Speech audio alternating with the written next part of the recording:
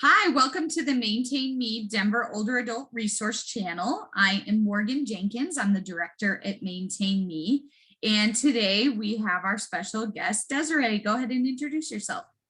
Good morning, everyone. I'm Desiree Diaz. I am a transition coordinator with Maintain Me here in the Denver metro area. Good morning to you all. And today we're actually going to be talking about one of Desiree's areas of expertise, assisted living and younger adults. So I think a lot of us think of assisted living is for grandma or grandpa or our older parents or somebody who is older in our life, but that's just not true. You can be any age and need help with activities of daily living, which is what is provided in an assisted living. So with that, Desiree, tell us a little more about what it means to be an older, or a younger adult in assisted living. Yeah, so it does look different. The setup is the same where the care provided in a traditional assisted living is going to be provided in a younger adult assisted living. So you're still going to have a nurse, your caregivers, 3 meals a day, medication management, all that's going to be pretty much basically the same. What looks different is number one, the age group. There are assisted livings out there in the metro area today that are servicing 18-year-olds up to 55-year-olds. It's a very young population. And you're going to see a good mixture. In a traditional assisted living, we tend to see more women, older women. In a younger adult assisted living, it's a good mix of both men and women from all walks of life. What brings them there to a higher level of care versus living at home, either with family or on their own, is diagnosis, number one. And it's all over the place. We see people going into younger assisted living communities because they can no longer manage their medication at home, but functionally they can shower, they can dress themselves, they know when they're hungry and they know how to prepare small things to get by. But making sure that they're taking their medication on a regular and on schedule is something that we see a lot. So they just need assistance with that and oversight for safety, and that goes along with all different types of diagnosis. You see a lot of younger adults there with mental health illness, whether that's contributing from another diagnosis or not. Asperger's, autism, cerebral palsy, MS is a number one diagnosis in younger adult assisted living communities right now, because it hits so young and everybody's journey is different, and they're going to need help sooner rather than later than some other folks would. So right there, it's going to be a good mixture of both guys and gals. Diagnoses are going to be very wide, which makes it interesting, which makes it fun. The other thing that brings a younger adult into an assisted living community is they may no longer have the resources to be safe at home or have the family support to be safe at home. It could be a younger adult whose, mom and dad were their safety, net, and they were providing that oversight for safety, even though they were living at home alone. And sometimes they pass away and they still need that oversight. So they move into an assisted living community. And it's such a great asset for those younger adults to have that, connection with other younger adults who are going through very similar, acts of daily living within their life. So they're not alone. It builds a great community, just like it would in a traditional assisted living. Yeah, that's a great point. So what if, okay, for our viewer, because of the title, what if you are a younger person and you need assisted living?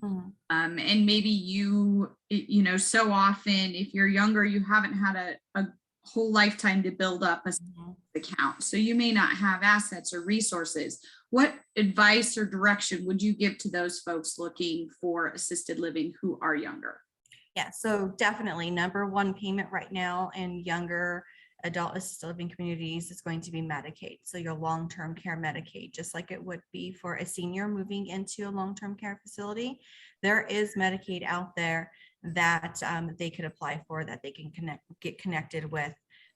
More than likely, if you are a young adult with a disability and you're already receiving Social Security disability benefits, you're more than likely going to be approved for that Medicaid benefit to pay for assisted living.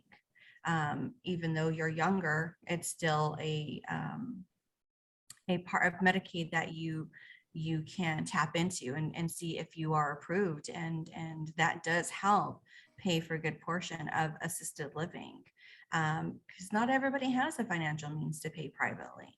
And let's be Definitely. honest, it can be very expensive. It can be financially draining.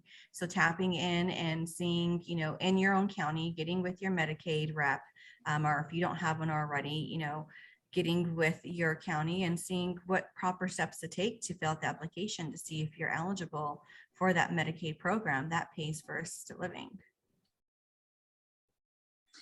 So, and it doesn't seem like, because we always think about assisted living for older adults, are there that many assisted livings for younger adults? Or talk about how easy it is to find that bed when you're a younger person needing assisted living. It's not easy, unfortunately. There's not as many, assisted livings, servicing our younger adults as there is our traditional assisted livings. There isn't. There's not enough. We need more. And it depends on your county that you're in, how many is going to be there. And the best place you can start, honestly, is give us a call. We'd be happy to help you. We have those connections in the community. We know where they are. We know what they have available, because there isn't a lot, unfortunately. So we can be that resource to help you figure that out. We can also help you, figure out who to contact in your county when you want to apply for Medicaid and see if you do qualify for that piece to help pay for assisted living. Because like you said, Morgan, there isn't enough. There needs to be more. Yeah, definitely. That would be a concern I would have, just because I know how hard, when an older adult is looking for a Medicaid assisted living bed, that it must be even harder for a younger person. But that's good that there is help out there. Of course, maintain me in your local county, wherever you live. So thanks for sharing that bit of advice too.